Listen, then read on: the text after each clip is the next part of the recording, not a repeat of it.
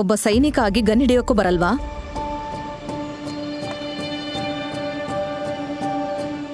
ನಾಚಿಕೆ ಆಗ್ಬೇಕು ನಿನಗೆ.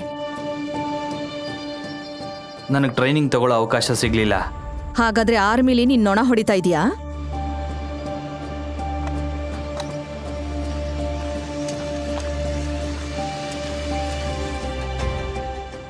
ವಿಕ್ರಮ್ನನ್ನ ದಿಟ್ಟಿಸಿ ನೋಡುತ್ತಾ ಲೇಡಿ ಕಮಾಂಡರ್ ಕೇಳಿದ್ಲು, ಹಾಗಾದ್ರೆ ಈ ಚಾಕು ಹಿಡ್ಕೊಂಡು ಶತ್ರುಗಳನ್ನ ಕೊಲ್ಲೋದಕ್ಕೆ ಈ ಕಾಡಿಗೆ ಬಂದಿದ್ಯಾ? ಹಾಗಾದ್ರೆ ಸೈನಿಕ ಆಗೋ ಧೈರ್ಯ ನಿನಗಿಲ್ಲ.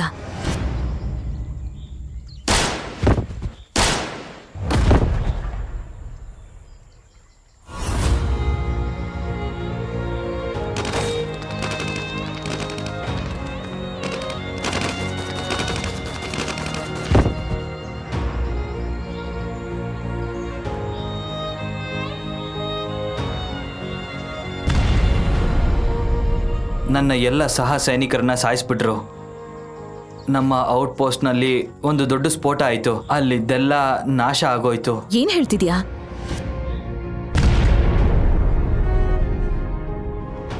ಹಾಗಾದ್ರೆ ನೀನ್ ಹೇಗೆ ಉಳ್ಕೊಂಡೆ? Out ಪೋಸ್ಟಲ್ಲಿ ration ಖಾಲಿಯಾಗಿತ್ತು. ಸಾಮಾನ್ ತರಕ್ಕೆ ಇನ್ನೊಂದು ಔಟ್ ಪೋಸ್ಟ್ಗೆ ನನ್ನ ಕಳಿಸಿದ್ರು. ನಾನು ವಾಪಸ್ ಬರೋ ಅಷ್ಟರಲ್ಲಿ ಬ್ಲಾಸ್ಟಿಂದ ಎಲ್ಲ ನಾಶ ಆಗ್ಬಿಟ್ಟಿತ್ತು. ಆ ಬ್ಲಾಸ್ಟ್ ಅಲ್ಲಿ ನನ್ನ ಎಲ್ಲ ಸಹ ಸೈನಿಕರನ್ನು ಶತ್ರು ಸಾಯಿಸ್ಬಿಟ್ರು. ಹಾಗಾದ್ರೆ ಇದನ್ನ ರೆಜಿಮೆಂಟ್ಗೆ ರಿಪೋರ್ಟ್ ಮಾಡ್ಲಿಲ್ವಾ? ಮಾಡಿಲ್ಲ. ಮೊದಲು ನನ್ನ ಸಹ ಸೈನಿಕರ ರಕ್ತಕ್ಕೆ ಸೇಡ್ ತೀರಿಸ್ಕೋಬೇಕು ಅಂತ ಇದ್ದೆ.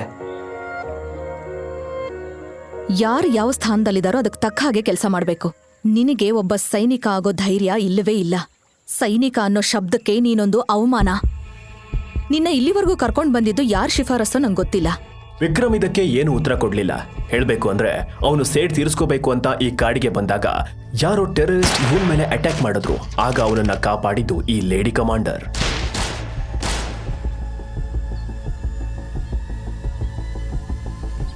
ಇನ್ನಷ್ಟು ಶತ್ರುಗಳು ಬರೋಕು ಮುಂಚೆ ನಾವಿಲ್ಲಿಂದ ಹೊರಡಬೇಕು.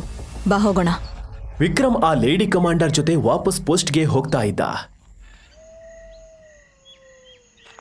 ಆಗ ಇದ್ದಕ್ಕಿದ್ದ ಹಾಗೆ ಅಲ್ಲಿ ಏನೋ ಶಬ್ದ ಕರಿಷ್ಮಾ ಕಿವಿಗೆ ಬಿತ್ತು. ನೀನ್ ಸ್ವಲ್ಪ ಹಿಂದೆ ಹೋಗು. ಇಲ್ಲಿ ತುಂಬಾ ಜನ ಶತ್ರುಗಳು ಬಚ್ಚಿಟ್ಕೊಂಡಿದ್ದಾರೆ.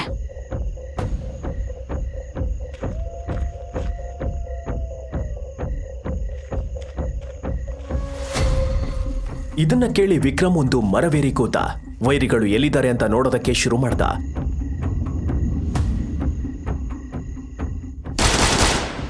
ಮತ್ತೆ ಕರಿಷ್ಮಾ ಗನ್ ಹಿಡಿದು ಸಿದ್ಧವಾದ್ಲು. ಹಾಗಾದ್ರೆ ಈಗ ನನ್ನ ಜೊತೆ ಫೈಟ್ ಮಾಡಕ್ಕೆ ಬಂದಿದ್ಯಾ? ನಾನು ಹೇಡಿಗಳ ಜೊತೆ ಮಾತಾಡಲ್ಲ, ನೇರವಾಗಿ ಆಕ್ಷನ್ ಗಿಳಿತೀನಿ. ಕರಿಷ್ಮಾ ಶೂಟ್ ಮಾಡೋ ಸ್ಟೈಲ್ ನೋಡಿ ವಿಕ್ರಮ್ ಶಾಕ್ ಆದ. ಯಾಕೆ ಅಂದ್ರೆ ಅವಳು ಒಬ್ಳೆ ಎಲ್ಲ ವೈರಿಗಳನ್ನ ಹೊಡೆದು ಉರುಳಿಸಿದ್ಲು. ಭಯಪಟ್ಟು ಇಲ್ಲಿ ಥರ ಯಾಕೆ ನಿಂತಿದೀಯಾ? ಬಾ ಇಲ್ಲಿಂದ ಹೋಗೋಣ. ಕರಿಷ್ಮಾ ಮತ್ತೆ ವಿಕ್ರಮ್ ಅಲ್ಲಿಂದ ಹೊರಟ್ರು. ಮೇಡಮ್, ನೀವು ನಿಜವಾಗ್ಲೂ ಯಾರು? ನೀವು ಗುರಿ ಇಡೋ ರೀತಿ ನೋಡಿದ್ರೆ ನೀವು ಸಾಮಾನ್ಯ ಕಮಾಂಡರ್ ಅಂತ ಅನಿಸ್ತಾ ಇಲ್ಲ. ನಾನು ಕರಿಷ್ಮಾ ಪಠಾನಿಯಾ. ನಾನೊಬ್ಳು ಸೀಕ್ರೆಟ್ ಸ್ಪೆಷಲ್ ಕಮಾಂಡೋ. ಈ ಮಟ್ಟಕ್ಕೆ ಬರೋದಕ್ಕೆ ಎಷ್ಟು ಕಷ್ಟಪಟ್ಟು ಟ್ರೈನಿಂಗ್ ತಗೊಂಡಿದ್ದೀನಿ ಗೊತ್ತಿದ್ಯಾ? ಮೇಡಮ್, ಚಿಕ್ಕ ವಯಸ್ಸಿಂದನೂ ಸ್ಪೆಷಲ್ ಕಮಾಂಡ್ ಆಗಬೇಕು ಅನ್ನೋದು ನನ್ನ ಕನಸು. ಅದಕ್ಕೆ ನಾನು ಏನು ಬೇಕಾದರೂ ಮಾಡ್ತೀನಿ. ಒಬ್ಬ ಶತ್ರುನ ಕೊಂದಿದ್ದಕ್ಕೆ ನೀನ್ ಹೀರೋ ಅನ್ಕೊಂಡಿದ್ಯಾ? ನಿನ್ನಂಥವ್ರು ಕೊನೆಗೆ ಸ್ಪೆಷಲ್ ಕಮಾಂಡೋಗಳ ಬೂಟ್ ಪಾಲಿಶ್ ಮಾಡ್ತಾರೆ. ಮೇಡಮ್, ದಯವಿಟ್ಟು ಒಂದೇ ಒಂದು ಅವಕಾಶ ಕೊಡಿ ಪ್ಲೀಸ್. ಇದನ್ನ ಕೇಳಿದ ಕರಿಷ್ಮಾ ಕಾಡಿನ ಮಧ್ಯದಲ್ಲಿ ನಿಂತ್ಲು. ವಿಕ್ರಮ್ ನನ್ನ ನೋಡುತ್ತಾ ಹೇಳಿದ್ಲು, ಸರಿ, ನಿಂಗೆ ಸ್ಪೆಷಲ್ ಕಮಾಂಡರ್ ಆಗೋ ಅವಕಾಶ ಕೊಡ್ತೀನಿ. ಆದ್ರೆ ಬದಲಾಗಿ ನಂದೊಂದು ಷರತ್ತಿದೆ. ಕರಿಷ್ಮಾ ಯಾವಾಗ ಆ ಷರತ್ತು ಏನು ಅಂತ ಹೇಳಿದ್ಲು ಆಗ ವಿಕ್ರಮ್ ಹೃದಯ ನಿಂತಂತೆ ಆಯ್ತು. ಆದರೆ ಅದು ಹೇಗೆ ಸಾಧ್ಯ ಮೇಡಮ್? ಚೆನ್ನಾಗಿ ಯೋಚಿಸು. ಸ್ಪೆಷಲ್ ಕಮಾಂಡರ್ ಆಗ್ಬೇಕಾ ಇಲ್ಲ ಇಲ್ಲೇ ಇದ್ದು ಜೀವನ ಕಳಿಬೇಕಾ? ಆಯ್ಕೆ ನಿಂದು ವಿಕ್ರಮ್. ಇದಾದ್ಮೇಲೆ ಇಬ್ರು ಹತ್ತಿರದ ಔಟ್ ಪೋಸ್ಟ್ ಹತ್ರ ರೀಚ್ ಆದ್ರು. ಅಲ್ಲಿ ವಿಕ್ರಮ್ ರಿಪೋರ್ಟ್ ಪ್ರಿಪೇರ್ ಮಾಡ್ತಾ ಇದ್ದ. ಆದ್ರೆ ಸ್ವಲ್ಪ ಸಮಯ ಆದ್ಮೇಲೆ ಆ ಪೋಸ್ಟ್ ಅಲ್ಲಿ ವಿಚಿತ್ರ ಘಟನೆ ನಡೀತು. ಅದನ್ನ ನೋಡಿ ಅಲ್ಲಿದ್ದ ಸೈನಿಕರು ಸಹ ಶಾಕ್ ಆದ್ರು. ಹೆಲಿಕಾಪ್ಟರ್ ಇಂದ highest ranking officer major Bakshi ಇಳಿದ್ರು. ಅದನ್ನ ನೋಡಿ ವಿಕ್ರಮ್ ಸೇರಿ ಎಲ್ಲರೂ ಗಾಬರಿಯಿಂದ ನೋಡ್ತಾ ಇದ್ರು. ಮೇಜರ್ ಬಕ್ಷಿ ಅವ್ರ ಜೊತೆ ಕರಿಷ್ಮಾ ಸಹ ಹೋದ್ಲು. ಆಗ ಯಾರೋ ಸೀನಿಯರ್ ಆಫೀಸರ್ ಬಂದು ವಿಕ್ರಮ್ ಜೊತೆ ಮಾತಾಡಿದ್ರು. ನಿನ್ ಸಾಮಾನ್ ಪ್ಯಾಕ್ ಮಾಡ್ಕೋ. ಸರ್, ಹೇಗಿದ್ರು ಆರ್ಡರ್ ಇಲ್ಲದೆ ಕಾಡಿಗೆ ಹೋಗಿ ಆರ್ಮಿ ಡಿಸಿಪ್ಲಿನ್ ಉಲ್ಲಂಘಿಸಿದ್ಯಾ, ಈಗ ನಿನ್ನೆ ಇಲ್ಲಿಂದ ಡಿಸ್ಚಾರ್ಜ್ ಮಾಡ್ತಾರೆ. ಆದ್ರೆ ಸರ್, ನನ್ನ ಸ್ನೇಹಿತರ ನ್ಯಾಯ ಕೊಡಿಸ್ಬೇಕು ಅಂತ ನಾನು ಹೋಗಿದ್ದೆ. ನ್ಯಾಯ? ನೀನಾ? ನಿನಗೆ ಗನ್ ಫೈರ್ ಮಾಡೋದು ಗೊತ್ತಿಲ್ಲ? ನೀನ್ ಹೋಗಿ ಏನ್ ಮಾಡ್ತಿದ್ದೆ? ಎಲ್ಲರೂ ವಿಕ್ರಮ್ನನ್ನ ನೋಡಿ ನಗ್ತಾ ಇದ್ರು. ಅಷ್ಟರಲ್ಲಿ ಇದ್ದಕ್ಕಿದ್ದ ಹಾಗೆ ಮತ್ತೊಂದು ಹೆಲಿಕಾಪ್ಟರ್ ಅಲ್ಲಿಗೆ ಬಂತು. ಸರ್ ಸರ್, ಎಲ್ಲ ಸರಿಯಾಗಿದ್ಯಾ? ಕಾನ್ಸ್ಟೇಬಲ್ ವಿಕ್ರಮ್, ನೀನ್ ನನ್ ಜೊತೆ ಬರ್ಬೇಕು. ಇದು ಹೆಡ್ ಕ್ವಾರ್ಟರ್ಸ್ ಆರ್ಡರ್. ಇದನ್ನ ಕೇಳಿದ ತಕ್ಷಣ ಅಲ್ಲಿದ್ದವರೆಲ್ಲ ಆಶ್ಚರ್ಯಚಕಿತರಾದ್ರು. Yes sir. ಅಷ್ಟರಲ್ಲೇ ವಿಕ್ರಮ್ ಹೆಲಿಕಾಪ್ಟರ್ನ ಹತ್ತಿ ರೆಜಿಮೆಂಟ್ನ ಕಡೆಗೆ ಹೊರಟ. ಆದ್ರೆ ತನ್ನ ಜೀವನ ಇನ್ನೇನು ದೊಡ್ಡ ತಿರುವು ಪಡೆಯಲಿದೆ ಅನ್ನೋದು ಅವನಿಗೆ ಗೊತ್ತಿರಲಿಲ್ಲ.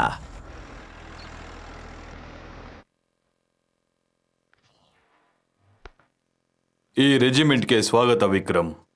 ಇಲ್ಲಿ ನಿನಗೆ ಟ್ರೈನಿಂಗ್ ಕೊಡಲಾಗುತ್ತೆ. ನೀನು ಎಲ್ಲ ಹಂತಗಳನ್ನು ಕಂಪ್ಲೀಟ್ ಮಾಡಬೇಕು. ನನಗೆ ಅರ್ಥ ಆಗ್ಲಿಲ್ಲ ಸರ್. ಕರಿಷ್ಮಾ ಕೇಳ್ಕೊಂಡಿದ್ರಿಂದ ನಿನ್ನ ಟ್ರೈನಿಂಗ್ ನಲ್ಲಿ ಒಂದು ಚಾನ್ಸ್ ಕೊಡ್ತಾ ಇದ್ದೀನಿ. ಆದ್ರೆ ಮೊದಲು ನೀನು ಸಾಬೀತುಪಡಿಸ್ಬೇಕು. ಆಮೇಲೆ ನಿನ್ನ ಸ್ಪೆಷಲ್ ಕಮಾಂಡೋ ಟ್ರೈನಿಂಗ್ಗೆ ಕಳಿಸಲಾಗುತ್ತೆ. ಅಲ್ಲೂ ಪ್ರತಿಯೊಂದು ಹಂತವನ್ನು ಕಂಪ್ಲೀಟ್ ಮಾಡಬೇಕು. ನಾನ್ ರೆಡಿ ಸರ್. ನಿನ್ನ ಕೆಲಸ ಇವತ್ತಿನಿಂದ ಶುರು. All the best. Thank you sir. Jai Hind.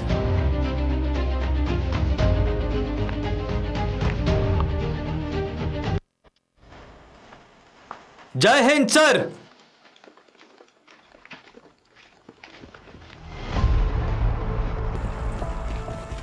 ನಿನ್ನ ಕನೆಕ್ಷನ್ ಯೂಸ್ ಮಾಡ್ಕೊಂಡು ಇಲ್ಲಿಗೆ ಬಂದಿದ್ಯಾ? ಇಲ್ಲಿರೋ ಪ್ರತಿಯೊಬ್ರು ಕ್ಯಾಂಡಿಡೇಟ್ ಕೂಡ ಈ ಟ್ರೈನಿಂಗ್ ಅಲ್ಲಿ ಜಾಗ ಸಿಗೋಕೆ ತುಂಬಾ ಕಷ್ಟಪಟ್ಟಿದ್ದಾರೆ. ಅವರೆಲ್ಲ ತಮ್ಮ ತಮ್ಮ ಕ್ಯಾಂಪಸ್ ಗಳಿಂದ ಬಂದಿರುವ ಬೆಸ್ಟ್ ಕ್ಯಾಂಡಿಡೇಟ್ಸ್ಗಳು. ಇಲ್ಲಿಗೆ ಬರಕ್ ಅವರು ತುಂಬಾ ಹಂತಗಳನ್ನ ಪಾರ್ ಮಾಡಿದ್ದಾರೆ. ಅವ್ರು ಎಲ್ಲರ ಜೊತೆ ಸಾಮಾನ್ಯವಾಗಿ ನಿಲ್ಲೋಕೆ ಫೇವರಿಸಂ ಬಳಸಿ ಬಂದಿರೋದು ನೋಡಿದ್ರೆ ತುಂಬಾ ಕೋಪ ಬರ್ತಾ ಇದೆ. ನಿನ್ನ ಸಲುವಾಗಿ ಅವರ ಕೋರ್ಸ್ ಮತ್ತೆ ಶುರು ಮಾಡಲ್ಲ. ಅವ್ರ ಟ್ರೈನಿಂಗ್ ಮತ್ತೆ ನಡೆಯಲ್ಲ. ಅವರು ಎಲ್ಲಿವರೆಗೂ ಬಂದಿದ್ದಾರೋ ನೀನು ಅಲ್ಲಿಂದ ಮುಂದುವರಿಸಬೇಕು. ಇನ್ನು ಮುಂದೆ ನೀನು ಈ ಟ್ರೈನಿಂಗ್ನ ಭಾಗನೇ.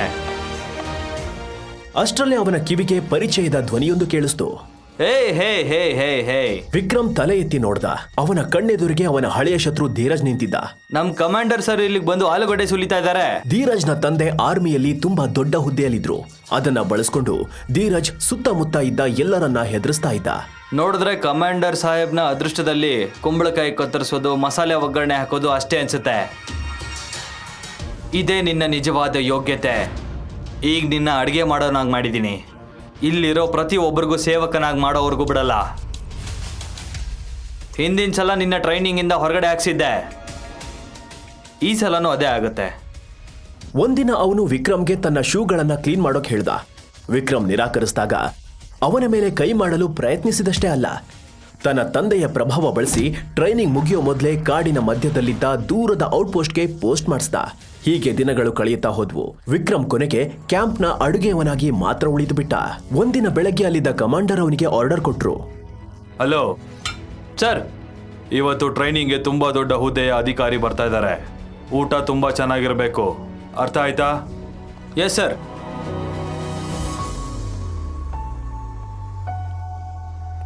ನಾನ್ ಮೇಜರ್ ಸಾಕ್ಷಿ. ಇವತ್ತು ನಿಮ್ಮೆಲ್ರಿಗೂ ಇಲ್ಲಿ ಅತಿ ದೊಡ್ಡ ಪರೀಕ್ಷೆ ಆಗತ್ತೆ. ರೆಡಿಯಾಗಿದ್ದೀರಾ ಕ್ಯಾಡೆಟ್ಸ್? Yes madam. ಇತ್ತ ವಿಕ್ರಮ್ ಊಟದ ಟ್ರೇ ಹಿಡ್ಕೊಂಡು ಟೇಬಲ್ ಹತ್ರ ಬಂದು ಊಟ ಸರ್ವ್ ಮಾಡೋಕ್ ಶುರು ಮಾಡ್ದ. ಇದನ್ನ ನೋಡಿದ ಸಾಕ್ಷಿ ಕೋಪ ನೆತ್ತಿಗೇರ್ತು. ಸೋಲ್ಜರ್ ಇಲ್ವಾ? Yes madam. ಪ್ರಾಕ್ಟೀಸ್ ಟೈಮಲ್ಲಿ ನೀನ್ ಅಡ್ಗೆ ಮಾಡಿ ಊಟ ಸರ್ವ್ ಮಾಡ್ತಿದ್ಯಾ? ನೀನಿಲ್ಲಿ ಶೆಫ್ ಆಗೋದಕ್ ಬಂದಿದ್ಯಾ? ಮೇಡಮ್, ಇವನು ಇಲ್ಲಿರೋ ಅತ್ಯಂತ ವೇಸ್ಟ್ ಕ್ಯಾಂಡಿಡೇಟ್. ಪ್ರಾಕ್ಟೀಸ್ ಅಂತ ಹೇಳಿದ ತಕ್ಷಣ ಓಡೋಗ್ತಾನೆ. ಇವನ್ ಕೆಲಸ ಅಡ್ಗೆ ಮನೇಲಿ ಇದು ರೊಟ್ಟಿ ಮಾಡೋದು. ನಿನಗ್ ನಾಚಿಕೆ ಆಗ್ಬೇಕು.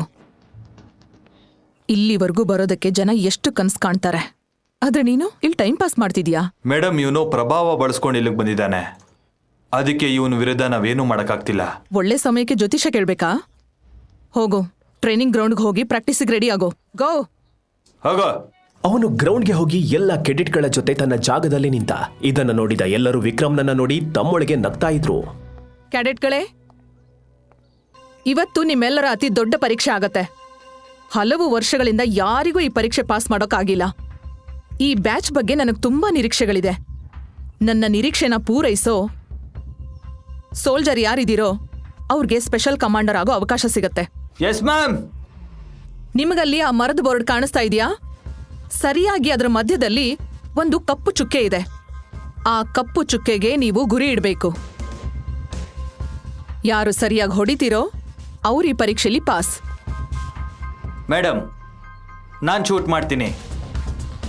ಇಲ್ಲಿರೋ ಎಲ್ರಿಗಿಂತ ನಾನೇ ಬೆಸ್ಟ್ ಶೂಟರ್. ಈ ಟಾಸ್ಕ್ ಗೆಲ್ಲೋದು ನಾನೇ ಅಂತ ನನಗೆ ಪಕ್ಕಾ ಗೊತ್ತು. ಮೊದಲು ನೀನು ಶೂಟ್ ಮಾಡು, ಆಮೇಲೆ ಏನು ಅಂತ ನೋಡೋಣ. ಇದನ್ನ ಕೇಳಿದ ಧೀರಜ್ ನೇರವಾಗಿ ಎದ್ ನಿಂತ. ಸ್ಪೆಷಲ್ ಕಮಾಂಡರ್ ಆಗೋದು ನಾನೇ ಅಂತ ಅವನಿಗೆ ಪೂರ್ತಿ ನಂಬಿಕೆ ಇತ್ತು. ಧೀರಜ್ ಮುಂದೆ ಬಂದು ಒಂದು ಗುರಿ ಇಟ್ಟ. ಆದ್ರೆ ಅವನ ಗುಂಡು ಕೆಂಪು ಚುಕ್ಕೆಗೆ ಹೊಡೆಯೋದಲ್ಲ, ಮರದ ಬೋರ್ಡ್ಗೂ ತಾಗ್ಲಿಲ್ಲ. ಈ ಬ್ಯಾಚ್ ಬಗ್ಗೆ ನನಗೆ ತುಂಬಾ ನಿರೀಕ್ಷೆ ಇತ್ತು. ಆದ್ರೆ ಪ್ರತಿ ವರ್ಷದ ಹಾಗೆ ಈ ಸಲನೂ ಯಾರು ಈ ಪರೀಕ್ಷೆ ಪಾಸ್ ಮಾಡಕ್ಕಾಗ್ಲಿಲ್ಲ. ಹೋಗಿ ಎಲ್ರೂ ಕೂಡ ನಿಮ್ ಜಾಗದಲ್ಲಿ ಹೋಗಿ ನಿಂತ್ಕೊಳ್ಳಿ. ಈ ಟಾಸ್ಕ್ ಅನ್ನ ಯಾರಿಂದಲೂ ಮಾಡಲು ಸಾಧ್ಯವಿಲ್ಲ ಅನ್ನೋದು ಈಗ ಎಲ್ಲರಿಗೂ ಅರ್ಥವಾಗಿತ್ತು. ಇನ್ಯಾರಾದ್ರೂ ಇದ್ದೀರಾ? ಮೇಡಮ್, ನಾನೊಮ್ಮೆ ಟ್ರೈ ಮಾಡ್ಬೋದಾ? ನಿಮ್ಮ ಪರ್ಮಿಷನ್ ಇದ್ರೆ. ಏನಿದು, ಇಲ್ಲಿ ಚಾಕು ಚಮಚ ಹಿಡಿಯೋ ಬಗ್ಗೆ ಮಾತಾಡ್ತಿಲ್ಲ. ಹೋಗಿ ತರಕಾರಿ ಕತ್ತರಿಸು. ಧೀರಜ್ ಹೀಗೆ ಹೇಳ್ತಾ ಇದ್ದ ಹಾಗೆ ಎಲ್ಲರೂ ತಮ್ಮೊಳಗೆ ನಗಲು ಶುರು ಮಾಡಿದ್ರು. ಸೈಲೆನ್ಸ್ ಆಗಿರಿ. ನೀನ್ ಟ್ರೈ ಮಾಡಬಹುದು ಸೋಲ್ಜರ್. ಮೇಡಮ್, ಇವನು ಸುಮ್ಮನೆ ಟೈಮ್ ವೇಸ್ಟ್ ಮಾಡ್ತಾ ಇದ್ದಾನೆ. ಜೀವನದಲ್ಲಿ ಗನ್ನೇ ಹಿಡ್ದಿಲ್ಲ. ಟಾರ್ಗೆಟ್ಗೆ ಹೊಡೆಯೋದು ದೂರದ ಮಾತು. ನೋಡಿ, ಇವನು ಈ ಬ್ಯಾಚಿನ ಭಾಗನೇ. ಇವನೇನು ಮಾಡಲ್ಲ ಅಂತ ನನಗೂ ಗೊತ್ತು. ಆದ್ರೆ ಇವನಿಗೊಂದು ಅವಕಾಶ ಕೊಡೋದು ನನ್ನ ಕರ್ತವ್ಯ. Thank you madam.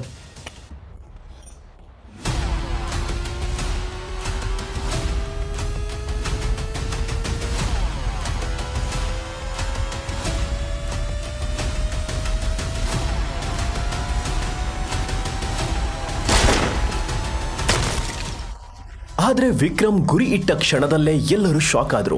ವಿಕ್ರಮ್ ಹೊಡೆದ ಗುಂಡು ಸರಿಯಾಗಿ ಮಧ್ಯಕ್ಕೆ ತಾಗಿದ್ದನ್ನ ನೋಡಿ ಧೀರಜ್ಗೆ ನಂಬೋಕೆ ಆಗ್ಲಿಲ್ಲ.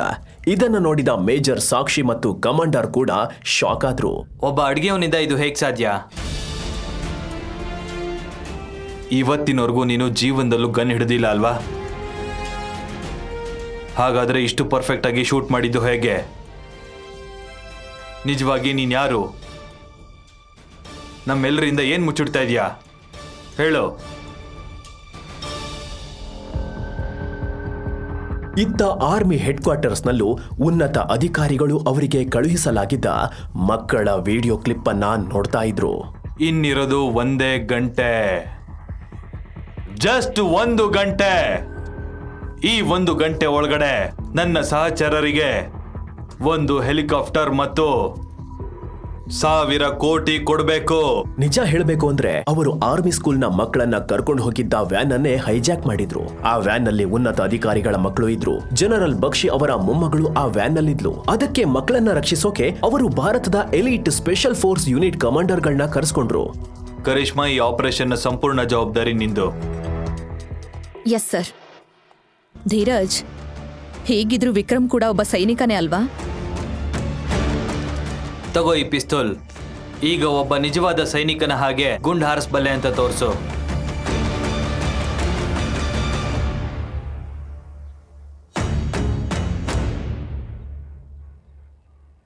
ಧೀರಜ್ ಪಿಸ್ತೂಲ್ ಅನ್ನ ವಿಕ್ರಮ್ ಕಡೆಗೆ ಚಾಚಿದಾಗ ವಿಕ್ರಮ್ ತಲೆ ತಗ್ಗಿಸ್ದ. ಯಾಕಂದ್ರೆ ಅವನಿಗೆ ಗನ್ ಫೈರ್ ಮಾಡೋದು ಕೂಡ ಗೊತ್ತಿರಲಿಲ್ಲ. ಧೀರಜ್ ಉದ್ದೇಶಪೂರ್ವಕವಾಗಿಯೇ ಅವನಿಗೆ ಬಂದೂಕಿನ ಟ್ರೈನಿಂಗ್ ಸಿಗದಂತೆ ಮಾಡಿದ್ದ. ಈಗ ನೀವೇ ನೋಡಿದ್ರಿ ಅಲ್ವಾ, ಇವನು ಕಂಬ್ಯಾಟ್ಗೆ ಖಂಡಿತ ಫಿಟ್ ಅಲ್ಲ. ಆದ್ರೂ ಇವನನ್ನ ಕರ್ಕೊಂಡು ಹೋಗ್ಲೇಬೇಕು ಅಂತಿದ್ರೆ ಸಾಮಾನ್ ಹೊತ್ಕೊಂಡು ಹೋಗೋದಕ್ಕೆ ಮತ್ತು ಶವಗಳನ್ನ ವಾಪಸ್ ತರೋಕೆ ಇವನನ್ನ ಕರ್ಕೊಂಡು ಹೋಗ್ಬೋದು.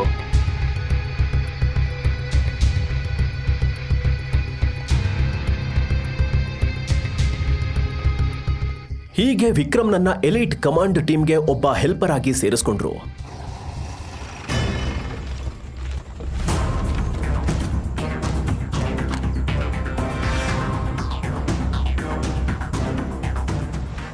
ಎಲ್ಲ ಸ್ನೈಪರ್ ಕಮಾಂಡೋಗಳು ತಮ್ಮ ಗನ್ಗಳನ್ನ ಇಟ್ಕೊಂಡ ತಕ್ಷಣ ಲೆಫ್ಟಿನೆಂಟ್ ಧೀರಜ್ ಕೂಗ್ದ. ಫಿರೋಜ್, ನೀನ್ ಆಟ ಮುಗೀತು. ನೀವೆಲ್ಲ ನಮ್ಮ ಸ್ನೈಪರ್ಗಳ ಗುರಿಯಲ್ಲಿದ್ದೀರಾ.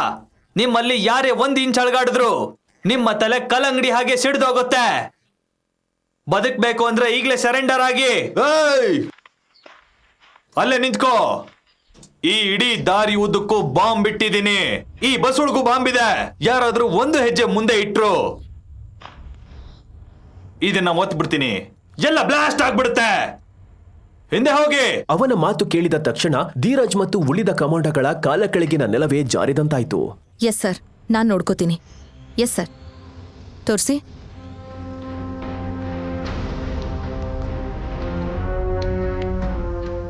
ಸರ್, ಡ್ರೋನ್ ಫೀಡ್ ನಲ್ಲಿ ನೋಡಿದಾಗ 3 ರಿಂದ 4 ಜನ ಇರೋ ಸಾಧ್ಯತೆ ಕಾಣಿಸ್ತಾ ಇದೆ. ಕರಿಷ್ಮಾ, ದೇಶದ ಟಾಪ್ ಅಧಿಕಾರಿಗಳ ಮಕ್ಕಳ ಜೀವ ಅಪಾಯದಲ್ಲಿದೆ.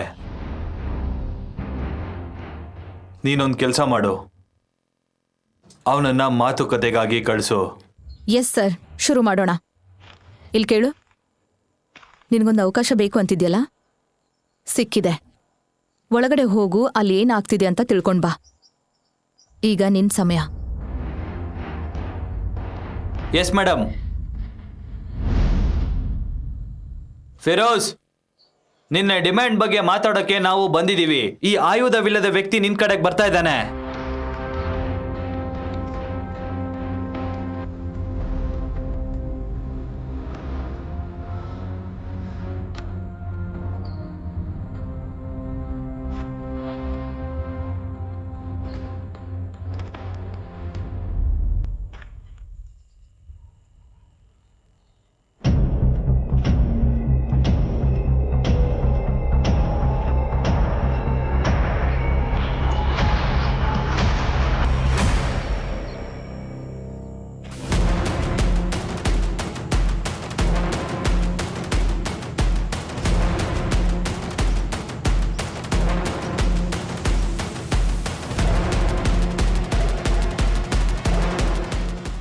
ಆ ಭಯಾನಕ ಉಗ್ರಗಾಮಿ ಫಿರೋಜ್ ವಿಕ್ರಮ್ನ ಮುಖ ನೋಡಿದ ತಕ್ಷಣ ಅವನ ಕಾಲುಗಳು ನಡುಗಲು ಶುರುವಾದವು.